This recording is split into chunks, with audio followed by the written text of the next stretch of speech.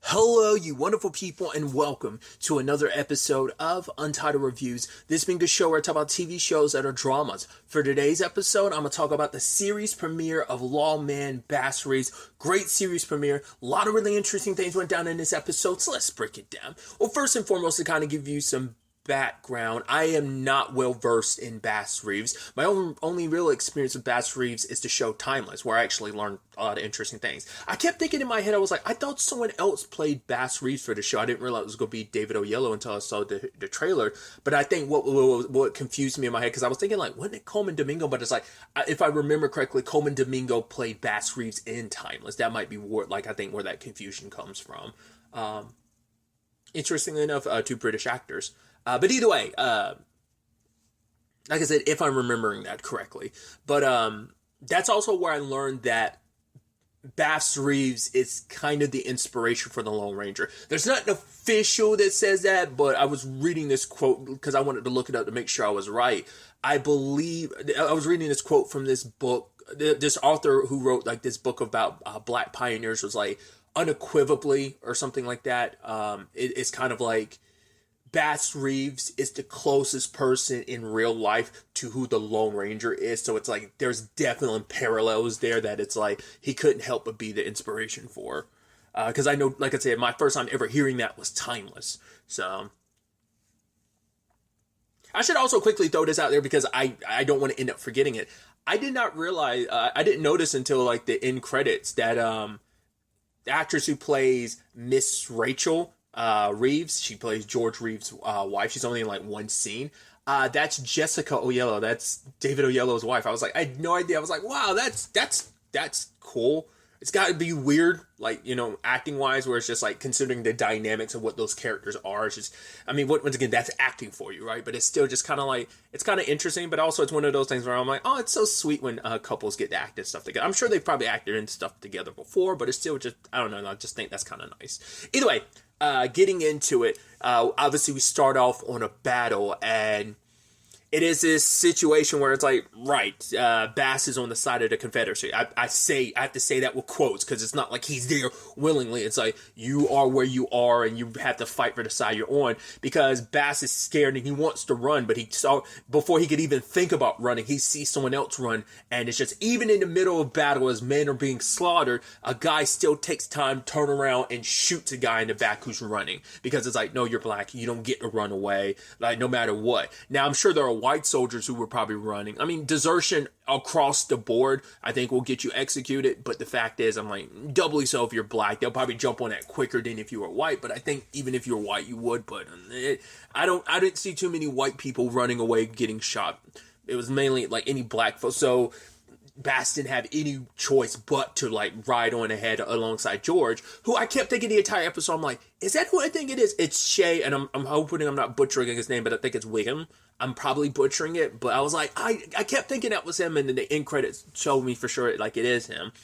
So Bass rode alongside him. It's like, we have to go full speed ahead. And I even love that conversation. Well, it's a very sad conversation where when the battle was all said and done, this guy turns another slave in the same situation as Bass. Is like, you basically killed the wrong side, but he's like, I'd rather get shot in the face than get shot in the back, because it's like, it's a lose-lose situation. Either I try and run and get shot, I kill some of them, I get shot, I go fight the enemy, I get shot, I'm dead either way. So it's like, I'd rather face my death head on than try running away and just end up being shot in the back, And the guy didn't have any rebuttal to that. He just kind of looked and just kind of turned around. It's like, once again, there's no winning in this situation. So, but George ended up getting himself excused because he was standing up to his commanding officer, because it's like, right, you're the one that kind of sent us in there without all the backup supplies we needed and unprepared. You wanted to kind of go for to form a sneak attack, but it didn't. It all worked out, but they lost a lot of people. There was at least 300 slaves that are dead, 700 and some unaccounted for. So they either they're dead, deserted, ran away. So that's something that they have to consider. There was also, what was the home dude's name? Major Pierce. He took an interest in Bass because he's like, no, I saw you on the battlefield. He was like, I saw you. You're a wolf. We're kind of a breed apart of our own, and we recognize, Wolf recognizes Wolf. I saw you on the battlefield. He was pretty. That's what I was thought. Like, was that common enough practice? Because he was scalping the enemy. I'm like, I don't. I mean, I know sadly that was done to indigenous people, but I just don't. I didn't know they just did that to their regular enemies as well. So I guess it's just kind of their trophies. Like I said, the disgusting thing is I know they would do that for indigenous people. I didn't know they did it to like the other side as well. But because he was dismissed, Basson had to go along with George because George is going back home. What I thought was so interesting, like that scene where, and it's got to be this heartbreaking thing where Bass is walking past a guy who's tied up, being dragged along, and he's walking, but it's like, who knows what that guy's circumstances are? You get the feeling like, well, if he was a runaway, I feel it's hard to say because you would feel like they would have like killed him where he was, but maybe they're bringing him back either because he's captured and they're trying to bring him back, or they want to make it a public thing just to kind of put fear in anyone else that might try to run away. So, but there's so many possibilities of what that is, and you just see Bass just kind of like, that could easily have just been me, and that kind of is me. Like, that's all of us in this circumstance. I think it's also interesting, and I think it speaks volumes about Bass as a person, that he's very quick on his feet, and he knows he knows the game. He knows how to sweet talk George, because George was about to pull a gun on him. He's like, whoa, where are you going, Mr. Nighttime? Like, you think you're going to sneak up? He's like, no, I'm just going to go over here, get to some of this grass over here for the horses. He's like, oh, do you think I'm stupid or something? You think just because I let you use my rifle and you're good with it, that you're the master in this situation? He's like, no. He's like, I don't like that look in your eyes. And it's just kind of like, yeah, you think I'm a coward for abandoning it? It's like, no, sir. Because I basically was like, yeah, Major, the Major gave me leave on like health issues, but he's like, oh, you look great on the battlefield, sir. Like, he's saying all the sweet words, kind of kissing George's ass, and it's just like, he's like, yeah, we didn't agree. And he's like, oh, I thought you'd be like sweet to him like honey. He's like, I did sting him, didn't I? He's like, yeah, deep, sir. He's like, all right, go ahead and get the guy. And you just see him just turn around, and just like the disgusted look on Bass's face is just kind of like that relief but anger of like, I have to suck up to you if I don't want to die. Like, I wasn't actually going to run away, but just to kind of placate you, I got to bend a knee to you. Then they had that whole conversation about him not being able to read, and him even saying like, oh, you think N-words get to go to, the good part of heaven? He's like, you see all that blank space? Like, that's where you're going to go. Only white people get in like the lit up, like starry part of heaven. You get to get that black, airy place. That's where you go. It's just like, fuck me, dude. Once again, I'm like, considering the times and everything, it's like, oh yeah, that's, ugh. I've watched a few things. I typically stay too far away from like period piece stuff around this time, but I've watched some stuff from time to time. First time I've ever heard that conversation about like, oh no.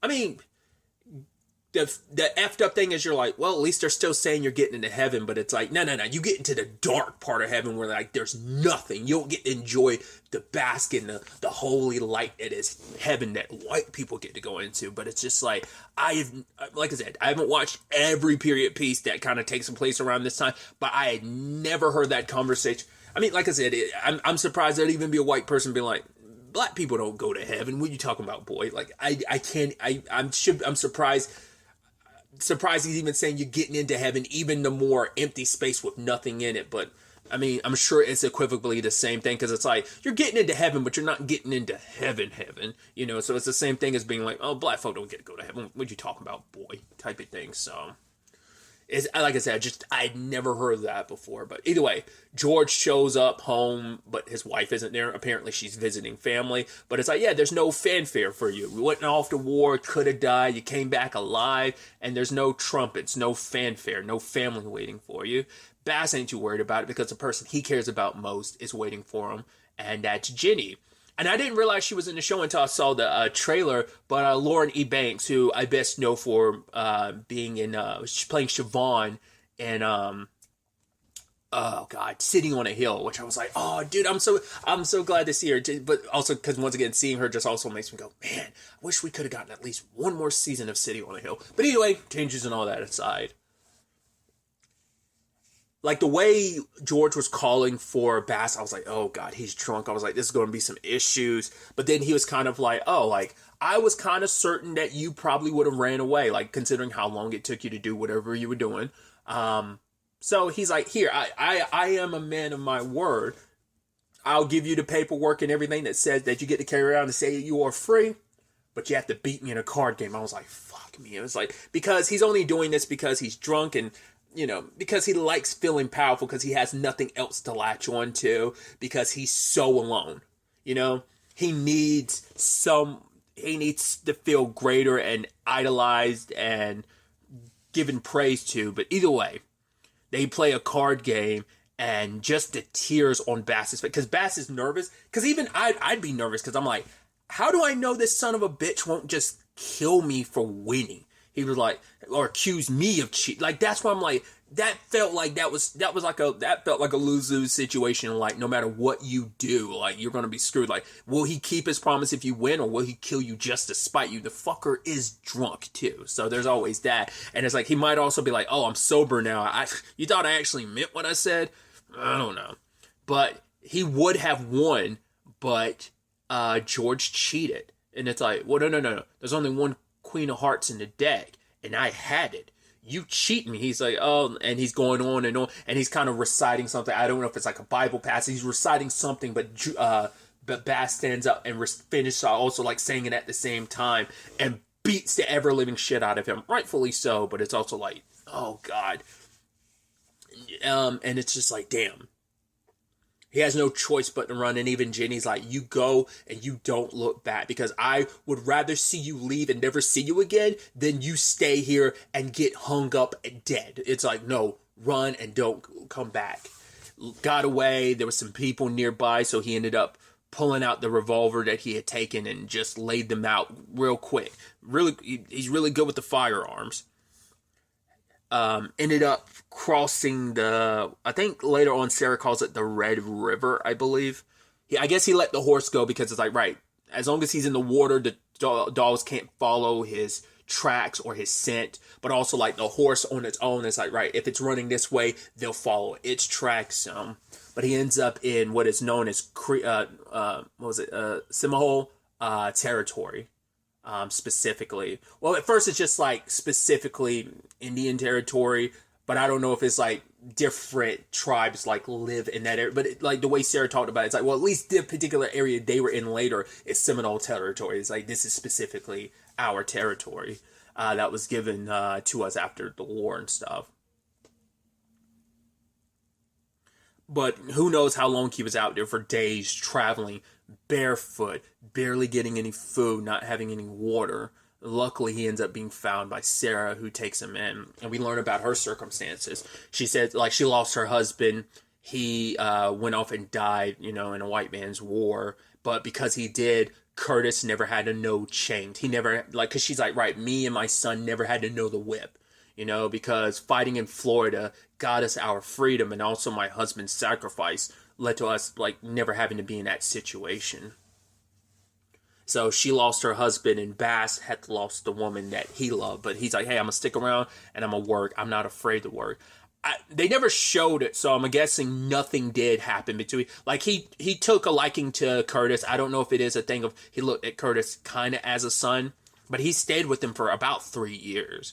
But like, I feel like they would have shown it instead of just Bass and Curtis. They would have shown if something happened between him and Sarah, and I think it's because Bass never wanted to ever like let go of Jenny, and also it's like, right, there's you lost your husband. I'm not gonna try and move in or anything like that. So it doesn't seem like anything romantic ever happened between them, at least not that we're aware of.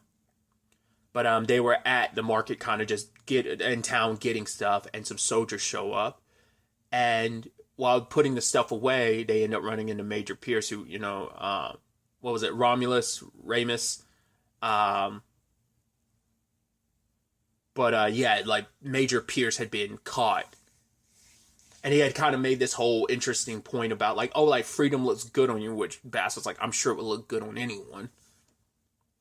There is this, I'm going to butcher the conversation, but it was this interesting conversation where he's like, most men would find comfort in their master's leash, even given like the freedom of like of liberty and freedom, they would still kind of choose their master's leash just because it's easier. He's like, I would do the same thing, Lincoln or no, kind of basically still be adhering regardless of the current circumstances. I would still, if I was free, I'd still kind of fight what I fight. But he tried to tell Bass to leave because he's like, yeah, things were about to get hairy, hell's about to come. And it's sad the situation that played out. Curtis drew his gun on Pierce, but Pierce ended up putting him down because he knew, like, Bass knew that the moment it's like you pull that trigger on him, everyone else that's on that same side, because, you know, this is Bass's first time hearing that the Union won. But it's like, yeah, any Confederate soldiers alongside Pierce would have put him down, and Pierce put him down anyway, because it's like, oh, you drew a gun on me, boy, like, I don't know, despite him liking Bass and stuff like that, and it's like, oh yeah, this pup of yours bearing fangs kind of like you. And it's just like, man, it sucks. It's like you came into their life. And that's not even on Bass. Like, it's just the circumstances ended up being what they were. Like, maybe if Bass had left sooner, maybe they could have avoided all of that. It's still like, because maybe Bass is, who knows if it's, well, because we know Sarah knew how to wield a gun. So she could have easily, it might not even been that Bass ever taught him. That could have just been like, you know, that and Curtis being like, no, like, I know who you are, and maybe he didn't want him trying to take Bass away. Because, like, they're, like, obviously Sarah shielded him from a lot of the world, so who knows, like, how much of what went down that he was aware of. But either way, it's sad that, you know, Curtis dying in his arms, and it's just having to come back and bury him. And there was that line from Sarah where it's like, my loss can't be yours. Now, I think there's many different ways to interpret that, where it's like, you can't let this loss be yours to take away, because he wasn't yours. Yes, you cared for him, but at the end of the day, he was my flesh and blood. He was my child. He was someone you cared about, sure, but my loss can't be yours. But it also could be a thing of, you have a life out there. What this meant for Sarah, I don't know. That's got to be rough. You lost your husband. You lost your son. What else is there, you know? I'm curious to see what that would mean for. We probably won't ever see Sarah again. Maybe not. I don't know. But it's still that thing of like, you take, because it's like because he was like, he died brave, and Sarah's like, he lived brave. So what you're going to do is you're going to take Pistol. I thought she meant like literally a gun, but I was like, right, the horse's name is Pistol. You take Pistol and you live brave too. I'm sure it's also an element of Sarah probably doesn't want him around, because it just makes that loneliness that much harder, because it's just a constant reminder, probably having him around of like, you are but also finding out about the Union circumstances of like, right, where black folk stand currently when it's all said and done. So it's like, especially because like because I don't think she's looking at it as a situation of like, I don't ever want you around here. Maybe there's a little bit of that, but maybe it is purely like, because the Union situation is the way it is, you have an opportunity to find that woman you love, that, you know, things have changed, you can find her now, so go, you know, go out there, you take Pistol, and you go live brave too. You go take your chance. And he does. And he goes back to George's home, and he ends up finding out from Rachel that George is now going down the route of politics. So I'm sure we probably will run into George again at some point in time. It's like, well, there's like, things have changed, so George probably can't reprimand Bass now because of everything, because it's like, because of where the slave situation currently stands, because of the Union and all that. So Bass ends up finding Jenny, and he sees her with a kid. And I was like, how is he going to interpret that? And the way he was walking away, I was like, is he interpreting that as like she got with someone else? But I'm like, not realizing, like, no, that's your kid. And he's like, well, whoever, and he ends up, but I'm glad he did stop by to be like, whoever you're with, I hope he's good to you. And she's like, what? It's like, your new man. She's like, yeah, he's good to me. He's stubborn, but he likes a stubborn woman too. And it's like, does the man have a name? It's like, yeah, Bass. And it's like, this is your daughter. And it's like, I'm glad he didn't fully walk away. He still probably waited a couple hours to like talk to her, because he had to like deal with that realization. But it's like, it's got to be rough too, because it's like, you're happy, you know, you're getting your opportunity to live brave by having your child, but it's also got to suck because obviously this is in the aftermath of Curtis too. So I'm sure it's going to be a situation of history will sadly probably repeat itself in some regards. So it's going to be a situation of making sure that something like that never happens again. But for this moment, however long, however brief, however short, whatever, like in this moment, he's found his happiness, so, and the circumstances around their situation has changed, and now they're able to be together again. So I think that's beautiful, a beautiful silver lining to what is a larger, complicated issue, not only the situation he's coming from, but obviously just the state of the U.S. at the time. So I'm really excited to continue this show. I should also note, I don't think I brought it up, but this is based on a trilogy of novels. Specifically, that's what they said in the opening credits. So this is probably like leaning more towards adaptation territory rather than just like full like original story. I mean, who knows like how much of like the book is being adapted, how much they're changing from book to screen type of situation. So, like I said, I'm also coming into this from the perspective of I don't really know much about Bass Reeves' story other than, like I said, the little bit we got in Timeless. And even then, that's been a couple years, so I don't remember that episode as well. I remember the end result and kind of the lessons that our main protagonist learned from it, but either way, I'm excited to watch the second episode because there were 2 episodes released, so I'm excited to continue and see where this is going. I believe this is a mini-series from what I saw. I don't know if that's something that's going to change, but it's only 8 episodes that I'm aware of, so I'm excited to ultimately see where this series takes us and get this opportunity to learn more about Bass Reeves and his story. But really, that's all I wanted to talk about. So the next time we meet, be happy, be safe, live life to the fullest, and enjoy it. Good day, and goodbye.